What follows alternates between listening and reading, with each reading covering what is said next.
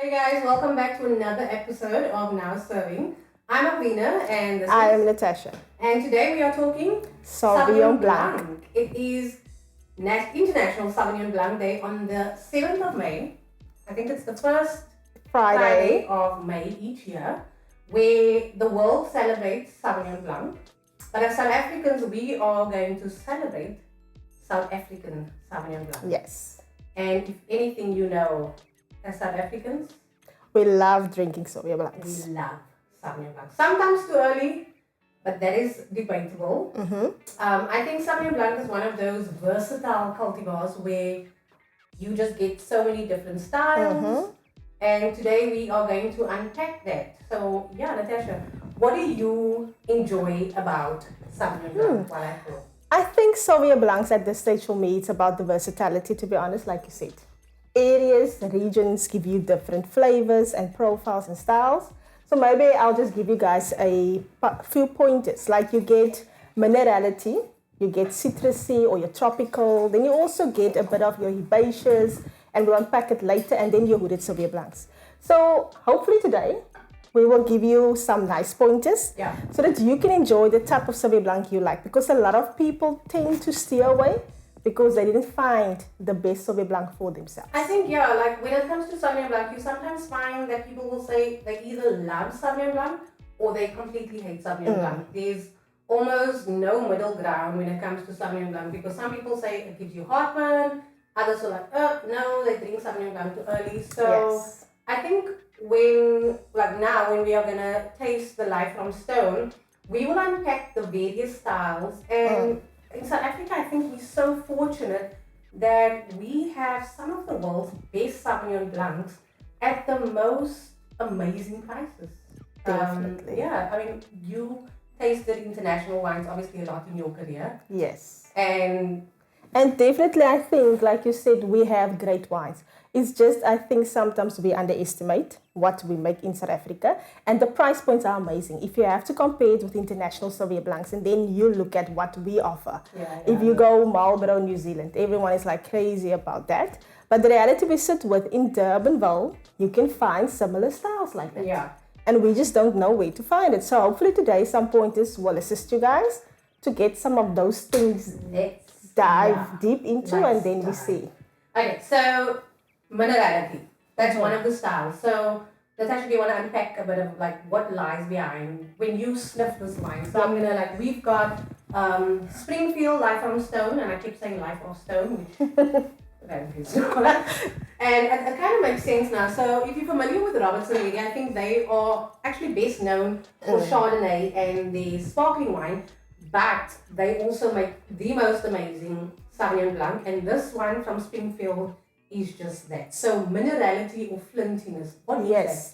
So when you look at minerality, for instance, I always tell people it is that crisp freshness that you usually perceive. And it's almost like I say to people, when it comes to freshness, and we talk acidity, we'll talk about it later, but it's really understanding that, and that flintiness, for instance, is when you strike a matchbox, that first smell that you get, that's flint. And that's exactly the flintiness we talk about in the wine. So I love the first sip of this wine purely because I didn't have to pull a strange face when I took a sip, because the acidity didn't hit me that hard. So acidity in white wines, I think, is one of the reasons people stay clear from it, because if you're not familiar with the style of Sauvignon Blanc, you might choose a high acidic wine, which is really not something that you enjoy. And like if you had to explain in layman's term acidity to somebody, what would you say? So I always tell people, if you know like your apples, I always use an apple as an example. So you get your Granny Smith, you get your Golden Delicious.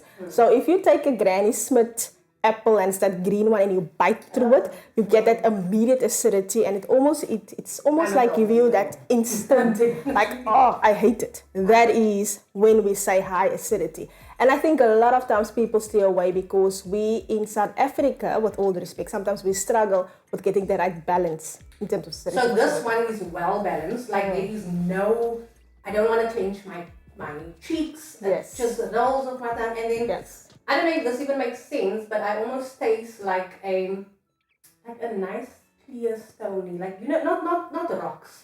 Like I don't know if you've ever seen those white I think that's what limestone Rocks, is. Actually yes. more than limestone. So if, yes. Anyway, yeah. So it actually tastes like when you used to paint 5 stones, Yes. like those type of stones, and some of us were deficient in areas, and some of us used to lick the stones or eat the stones, and that is the, it's just the roundness, yes. yeah, that it gives. And it's like you said, it's not artificial. So you made a, like, if you look at the, like you said, a sea salt in the sense of minerality as well. When you lick that, like the rock that you pick up at the sea and you lick it, that is the type of minerality and the freshness we're talking about. So minerality would be what we just discussed. So if you like that, like well-balanced acidity, you love the, that salininess of a wine, I think like you should steer towards maybe a mineral Sauvignon Blanc. Yep. But food choices are in plenty. You can do so much with it because the style encourages basically anything. Like obviously your fish, your Asian styles.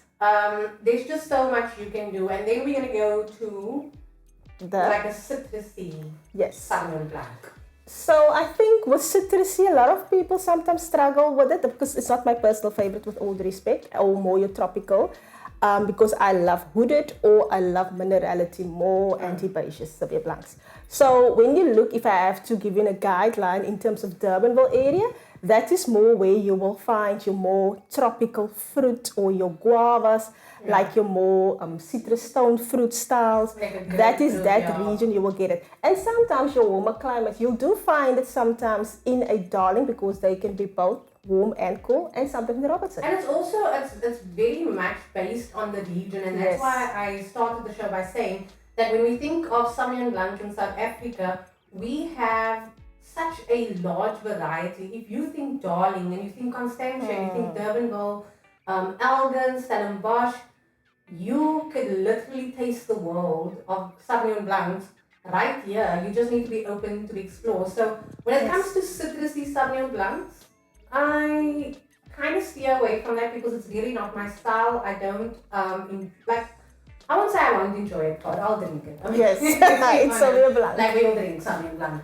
But when it's citrusy, it's not going to be my preference. I would prefer a different style, and I would probably classify myself as a more mineral person, and then I'd also lean toward the herbaceous or the what is the other word for that? Like, so if we look at herbaceous, it's more like you get asparagus, your freshly cut grass. That is more your herbaceous, and I always tell people, even if you think about it, it is those things, sometimes even herbal in a way, that you can put under herbaceous. So when people talk all these fancy things, you actually know it, and green pepper, it's actually prominent. I wouldn't necessarily use the word green. Yes. But the majority of the like the bouquet that you are going to smell when you bring the glass to your nose, it will be asparagus, it will be green pepper, it will be that Granny Smith apple that you spoke about, because most often the acidity is like very high when it comes to those type of wines.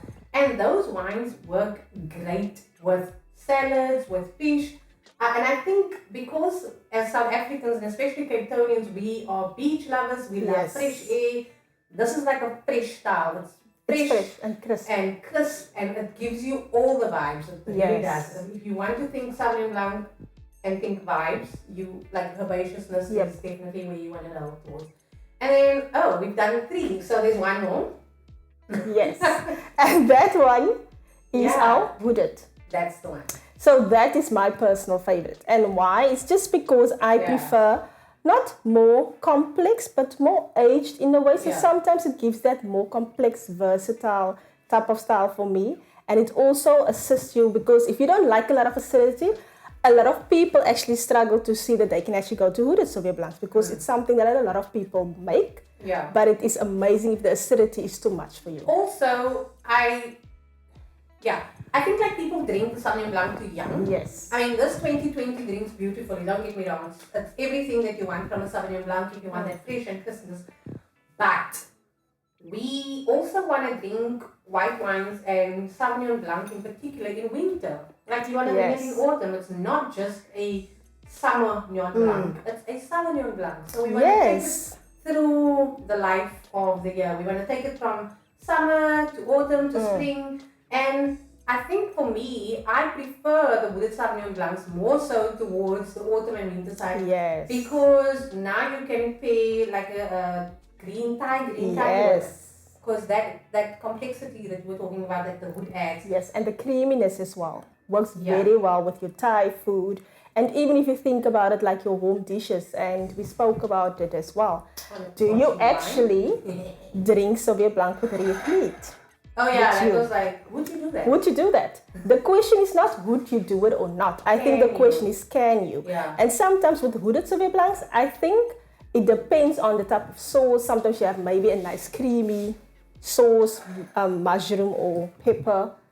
You and can. Also depends on the meat. Like you're not gonna go wild. You're not gonna go like gamey. You're gonna try and do like maybe a portage steak or something that's very, you know, like a you like get your gamey fish and your non-gamey like your maritime fish, but then you also get what is the same.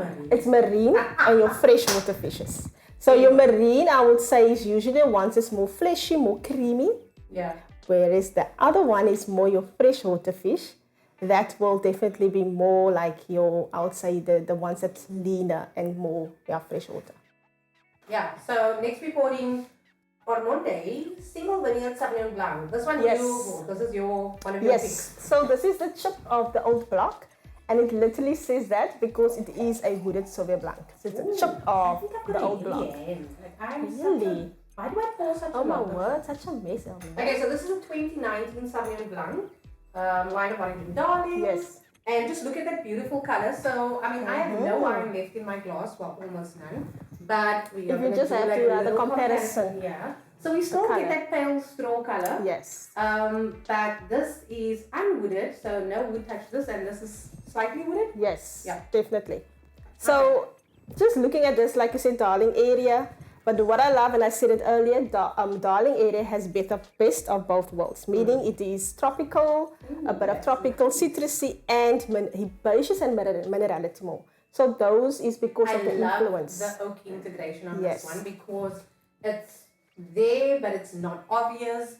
It's very well done. It just adds a touch of creaminess, but nothing too over the top where you can almost call it out. Like, if I didn't know it was lightly wooded, I would probably think that it was just an aged absolutely. And this is only 2019 vintage.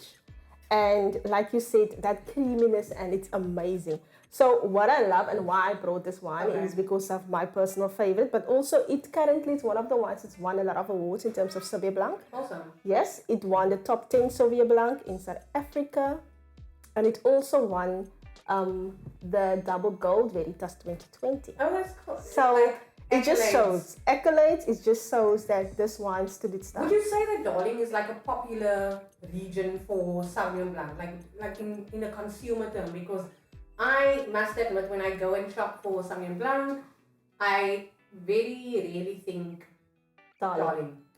Yes, I think as if you look at, usually people go Durbanville, am I right? Durbanville, Constantia. Those are the two if you talk Sauvignon Blanc in South Africa. But Darling, for me, like I said, it's because of the versatility. And a lot of people forget that because it's not a lot of times that you find that people would necessarily talk about Darling. But I think it's a gem and it's a jewel. It is, because that is when you plant the correct cultivar at the right location. And I mean, Constantia and Durbanville has done tremendous things for Sauvignon Blanc, but I don't think we should limit ourselves by only looking out for those regions because you almost cutting off your Hermanus, Yellum, Elgin. I love Sauvignon Blanc from Elgin. Like, I know you said Marlborough is Durbanville for you, but I feel Elgin Marlborough could be Elgin for me because I think Elgin Vintners recently tasted that Sauvignon Blanc and my God. Because of slow ripening, it's cooler climate. And I think that's what people also underestimate Darling for, because if you think about it, Darling has one side faced to Eiserfontein, which is obviously the sea, and the other side is inland, and that's why you get that. You get the diversity, and you can probably pick something from two different wineries in Darling, and you'll get two completely different styles of Sauvignon Blanc purely because of location. And one of my favorite locations, like I alluded to earlier, is Dimmersdal. Yes. So now we don't have Dimmersdal in our glass tonight, but when you talk Sauvignon Blanc in South Africa, you cannot not mention Dimmersdal. Like, who are you? what are we doing? Exactly. What are we doing with our life? No, I love Dimmersdal purely because they push the boundaries of Sauvignon Blanc. They do things that I don't know if other people have maybe thought of it and they just haven't done it, but they do. I mean, winter ferment. Hello. Yes. Amazing. It's an amazing wine.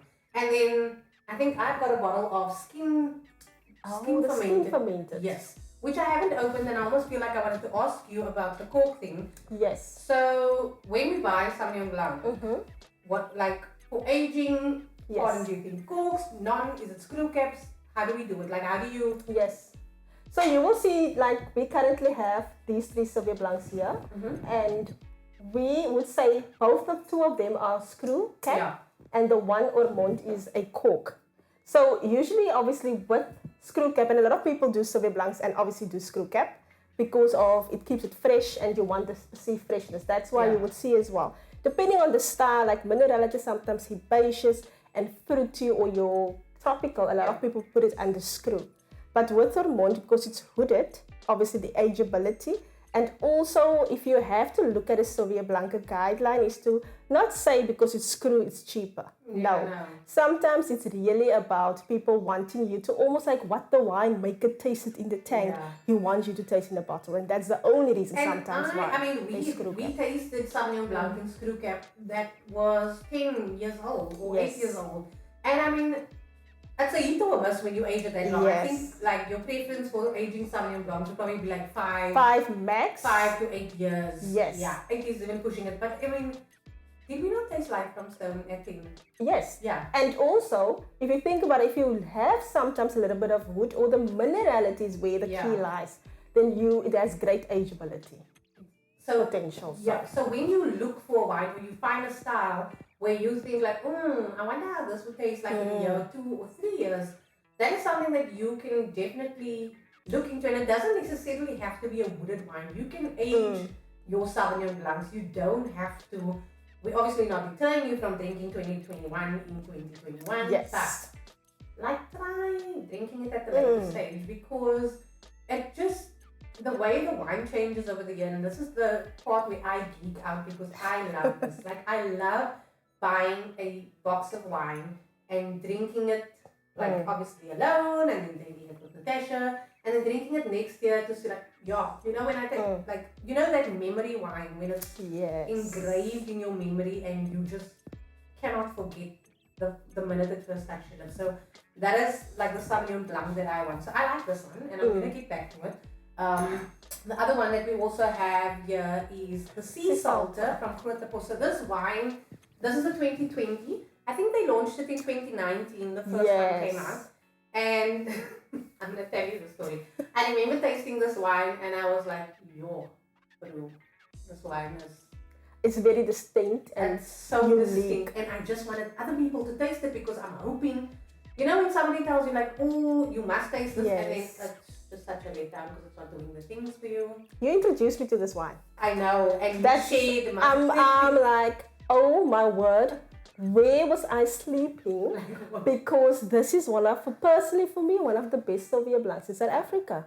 That's my personal preference. I think what the winemakers, like the Grootepos winemakers, whatever they had in mind when they created this wine, like it just ticks all the boxes. Okay, it's not 100% Sauvignon Blanc. So we have to attest to that. Like, it's got accolades upon accolades, but the key here is there's a sneaky little dab of Semillon in there. So this is not a Semillon conversation, but Semillon is, when you spoke earlier about it's not natural. Yes, that's so you almost put that like you helping the wine to reach its potential. And we're not talking Semillon, but I think it's clever winemaking, because I think if we go back to the origin of Sauvignon Blanc, which is Bordeaux, and Semillon as well, you actually should always try to see how do you enhance Sauvignon Blanc? And this is actually a perfect way. A dash of Sauvignon. And not clever winemaking in the sense that they needed to hide anything. It's just the precision of adding the Semillon, like the correct percentage at the right time, making the wine, like there is, I don't know, like, you know, when it's like, it's just the finesse on this wine is next level. It's elegant. It is well balanced. It is Sauvignon Blanc. You taste something. You won't, if you don't know about the Semillon, you will never say it's in there because it's just so well made and it's region specific. Like, yes, you cannot mimic this. Like, no.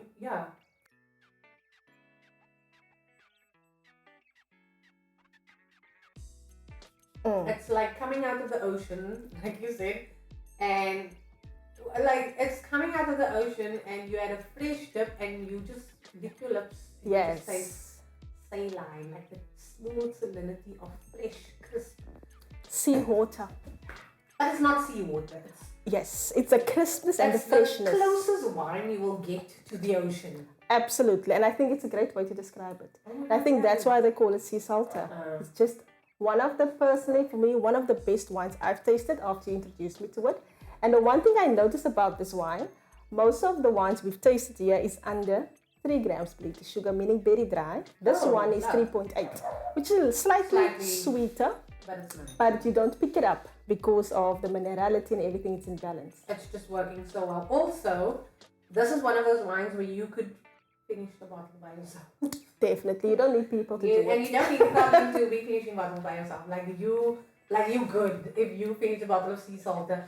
I think when I think about Sauvignon Blanc in South Africa, and I think accolades because we've just been doing so well. And recently, well, if 2020 existed, which it does apparently, Takata Wines won for the Takata Reserve the Concours Mondial du Bordeaux, which is basically like the best Sauvignon Blanc in the world. And this award is so surreal actually for South Africa, and it really just cements the work that everybody, like every winemaker in South Africa has been putting into, because it's not just the Takatas of this world, it's the Grootepos, it's the Dimmersdal.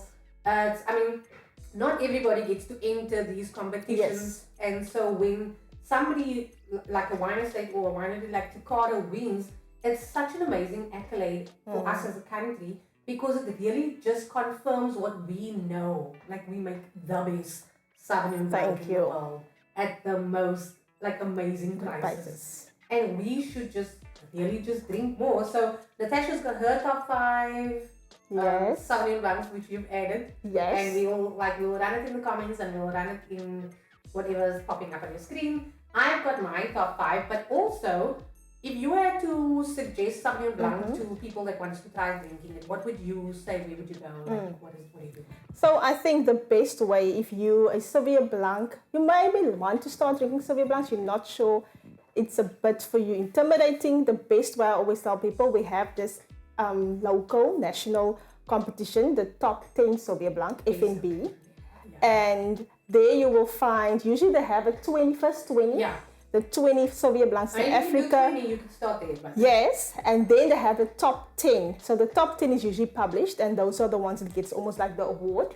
And that is a great guideline for you to start if you think you want to do Sauvignon Blancs. And what is nice about it for me personally is when you look at the different types of styles you get there, you will get what we spoke about, the minerality, the herbaceous ones, the tropical, citrusy.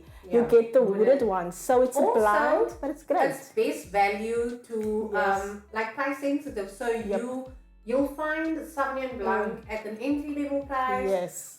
You'll find it at your a bit more pricier wines, but you'll definitely be able to taste through 10 or 20 wines and find your style of Sauvignon Blanc that you like. So we are definitely going to add this to the comments. If you celebrate Sauvignon Blanc on the 7th of May, well, as South Africans, we're just going to celebrate the whole week. We will do Sauvignon Blanc. Anything that falls on a Friday, it's literally a weekend celebration. So you can hashtag Sauvignon Blanc. Use the hashtag, visit Sauvignon Blanc SA. We've actually got a dedicated body for Sauvignon Blanc. Visit their page. There's loads of activities taking place. this weekend coming for the celebrations. And yeah, and tag us. Tag myself, tag Natasha, tag G on the comments, and Yes. we want to see you celebrate. Who knows? We might be giving away something in the next week or two just by looking at your tags. So yeah, we are Yes. super excited and enjoy. Natasha, let's do a last cheers before we down Amazing. this. Yes. Cheers Till next and time. enjoy.